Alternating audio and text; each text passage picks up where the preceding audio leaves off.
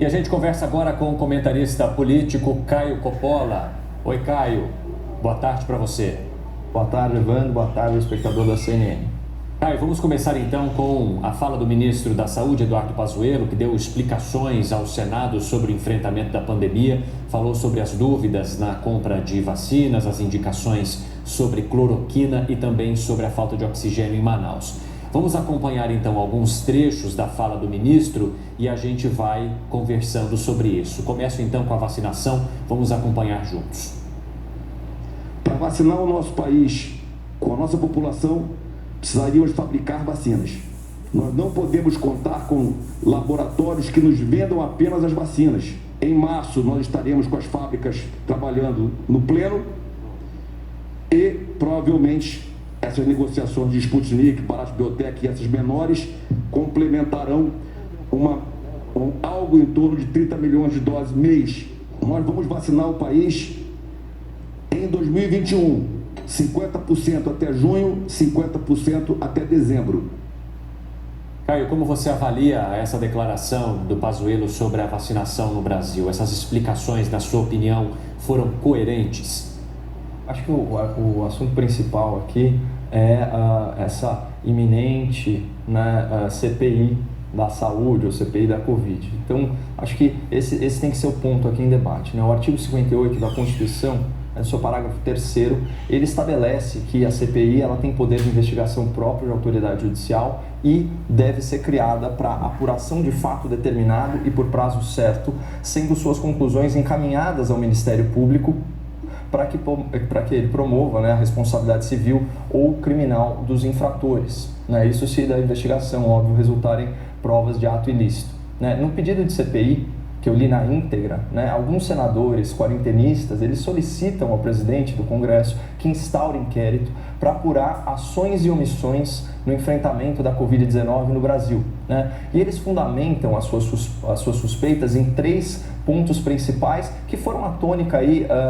dessa audiência do ministro da Saúde no Senado. Então, primeiro ponto, né? A tragédia pela falta de insumos médicos no norte do país, que foi descrita no documento como agravamento da crise sanitária no Amazonas com ausência de oxigênio para os pacientes internados. Segundo ponto, né? A postura do governo federal contra a radicalização do isolamento social horizontal, que foi descrita no documento como uma tentativa de impedir que os entes federados pudessem tomar medidas para diminuir o ritmo de propagação do vírus, como isolamento social, uso de máscaras e álcool em gel.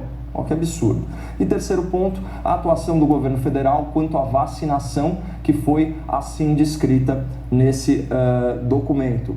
Enquanto cientistas se dedicaram na busca por vacinas, mais uma vez o governo federal optou por ser um obstáculo. E mais, quando dezenas de países já tinham adquirido vacinas e preparados planos de vacinação, o Ministério da Saúde não havia nem assegurado estoque de agulhas. Então, vamos lá rebater ponto a ponto dessa argumentação, né? Primeiro ponto, sobre a falta de oxigênio no estado do Amazonas, que vitimou dezenas de pessoas. A Constituição estabelece, no seu artigo 24, que a defesa da saúde é de competência concorrente entre União, Estados e municípios. Contudo, a gestão e a prestação de serviços competem primordialmente às autoridades locais, tanto que os postos de saúde, as unidades básicas e os hospitais ficam sob a administração das secretarias estaduais ou municipais, assim como os servidores, né, que atendem a população. E esse é o entendimento do Supremo Tribunal Federal e da Procuradoria-Geral da República, que inclusive se manifestou em nota sobre isso. Julgados do STF que afirmaram a competência de municípios, estados e União para atuar conjuntamente no combate à pandemia, cabendo aos primeiros a execução das medidas no âmbito local, né? Então, no caso do Amazonas, a prova mais eloquente disso é que o contrato entre a empresa fornecedora do cilindro de oxigênio e o poder público, ele foi celebrado com o governo do Amazonas. Então, demonstrando a responsabilidade do Estado, não do governo federal. É claro, cabe apurar se o ministro da Saúde, ao ser notificado sobre a situação emergencial, se ele agiu conforme a lei ou se ele foi negligente. E para isso, a própria PGR já requisitou a abertura de inquérito ao STF e, paralelamente, ao STJ, o Superior Tribunal de Justiça, para apurar a responsabilidade do governo do Amazonas e da Prefeitura de Manaus no colapso do sistema de saúde da região. Então, percebam essa total inutilidade, né, de uma CPI para apurar o que já está sendo investigado com rigor pelo Ministério Público Federal, né, no âmbito dos altos tribunais. Então, realmente soa como pura politicagem midiática e um desperdício de verba pública. Aqui numa nota lateral, né? Segundo uma verificação de fatos do Grupo Folha, o estado do Amazonas recebeu 487 milhões do governo federal para uso exclusivo no combate ao coronavírus. Além disso, segundo uma apuração da Instituição Fiscal Independente, graças aos repasses da União, o Amazonas compensou toda a sua perda de arrecadação na pandemia, registrando até setembro de 2020 5,8% de ganho acumulado. Em outras palavras, traduzindo isso, o caixa do Amazonas não apenas encheu, ele se inundou e transbordou com a pandemia, né? Afinal, a gente está falando do Amazonas, palco da Operação Sangria da Polícia Federal, que, no seu relatório, afirmou o seguinte: o governo do Amazonas aproveitou-se da pandemia e praticou subterfúgios para beneficiar empresários locais, recebendo como retorno lucros exorbitantes, sendo um dos responsáveis o ex-secretário de Saúde a mando do governador, a princípio. Isso é relatório oficial da Polícia Federal. Então não está evidente de quem é a verdadeira responsabilidade pelo colapso em Manaus e no Amazonas? Então, vamos lá. Segundo ponto do pedido da CPI, aquela acusação de que o governo federal impediu estados e municípios de realizarem isolamentos e quarentenas entre aquelas outras medidas, como o uso de máscaras e álcool em gel. Bom, a acusação ela não procede, né? Porque logo no início da pandemia, naquela ação direta de inconstitucionalidade, número 6341, que foi julgada em 15 de abril, o Supremo garantiu autonomia para os estados, para os municípios legislarem sobre isolamento social, atividades essenciais e a circulação de pessoas, né? Então, há 10 meses, os governadores e prefeitos não estão subordinados aos decretos do presidente da República. Portanto, juridicamente, o Bolsonaro ele não poderia impedir o fechamento de estabelecimentos e de escolas, para ficar em um exemplo, nem que ele quisesse. Além disso, a simples manifestação do presidente contra o isolamento social não constitui falta. Pelo contrário, né? Atualmente, a gente sabe, a OMS, a Organização Mundial da Saúde, reconhece que medidas de confinamento são inadequadas para países, regiões e comunidades em desenvolvimento, como é o caso do Brasil. E a finalidade do isolamento social é tentar reduzir o ritmo de contágio do vírus para não saturar a rede hospitalar, o que só aconteceu nesses lugares marcados pelo quê? Pela corrupção na saúde, como o Amazonas e também o Rio de Janeiro. E se o isolamento social horizontal, né, realmente funcionasse para a realidade do Brasil, não seriam tão ruins os números aqui de São Paulo, que é um estado referência aí na aplicação autoritária de medidas de confinamento contra a população, né? Então, eu peguei aqui alguns números do consórcio da imprensa, né? São Paulo está em ritmo acelerado de contágio, registrando 55.400 óbitos de pacientes com Covid-19. Né? Então, considerando a população estimada pelo IBGE, que é mais de 46 milhões de pessoas, a taxa de mortalidade de São Paulo é de 1.197 mortes por milhão. Isso dá 82 mortes por milhão a mais que a média nacional, que é de 1.115. Só que a forma de fazer essa conta, a forma certa de fazer essa conta é excluir São Paulo do Brasil para ver qual que seria a média do país sem os números do estado. E aí, nesse caso, a média nacional ela cai para 1.092 óbitos por milhão, o que nos permite afirmar com certeza estatística, morre muito mais gente com Covid em São Paulo do que no resto do Brasil. Em São Paulo morrem 105 pessoas a mais por milhão de habitantes, né, que é um índice aí de 9,6%, então quase 10% maior de mortes do que o registrado no resto do Brasil. E aí eu pergunto aí para os meus colegas quarentenistas de geladeira cheia, né? Esse aqui não é o estado que salva vidas? Não é o estado que salva vidas, confinando trabalhadores saudáveis em casa, trancando o comércio, fechando as escolas e seguindo a ciência? Cadê o resultado dessas políticas? O governo de São Paulo, ele conseguiu a proeza de ter números piores que a média nacional, sendo o estado mais rico da nação, né? O mais rico da federação, que inclusive encheu os cofres na pandemia, registrando superávit de 7 bilhões e 700 milhões de reais, e encerrando o ano com inacreditáveis 14 bilhões e 600 milhões de reais em caixa.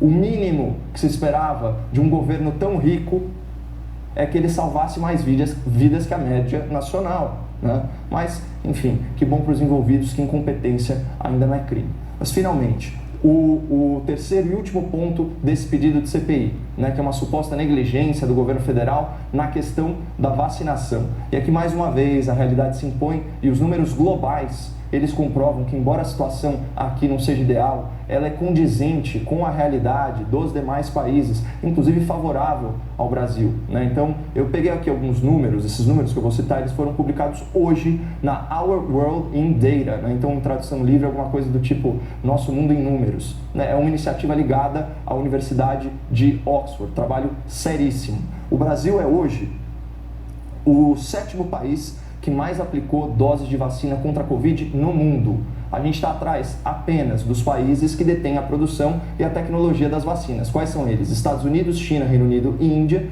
e também de outros 2 países, Israel e Emirados Árabes. Mas para efeito de comparação, a gente já aplicou 1 milhão de doses a mais que a Alemanha. A gente já aplicou o dobro de países como França e Espanha.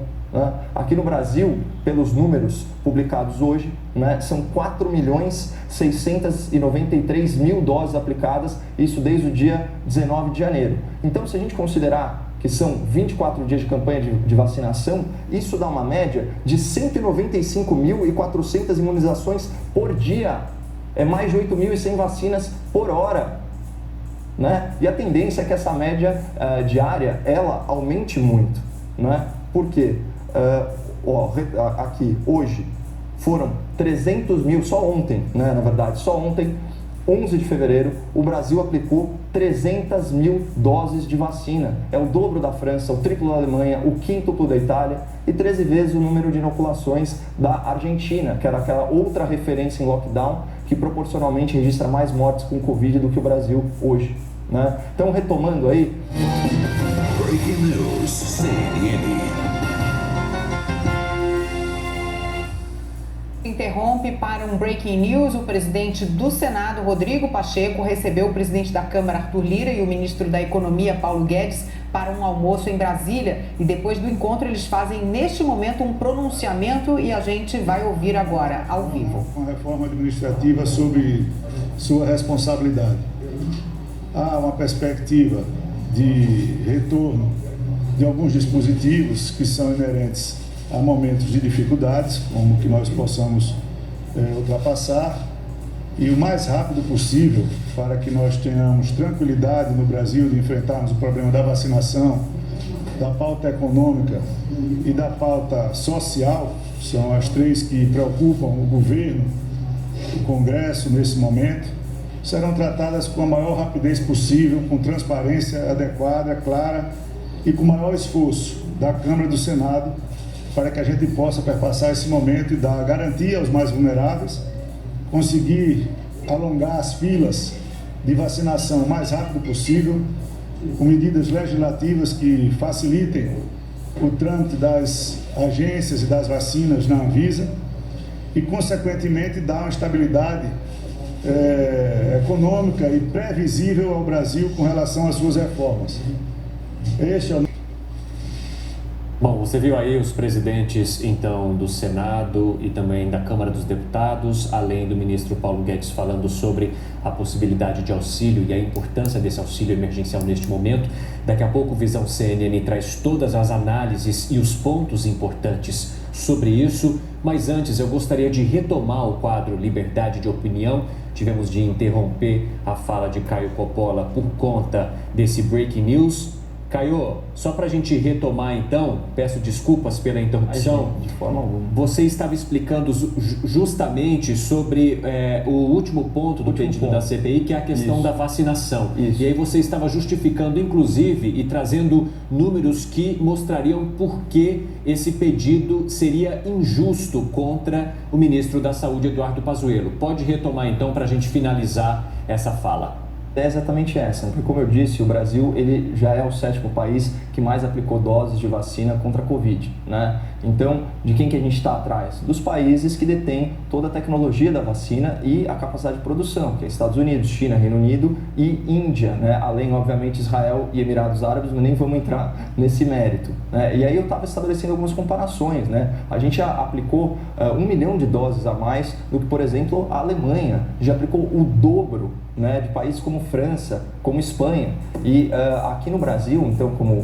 eu havia falado, são 4.690.000 doses aplicadas desde o dia 19 de janeiro. Então, se a gente fizer uma média, considerando aí que já foram 24 dias de campanha de vacinação, isso dá mais de 195.000 imunizações por dia, né? É mais de 8.100 vacinas por hora.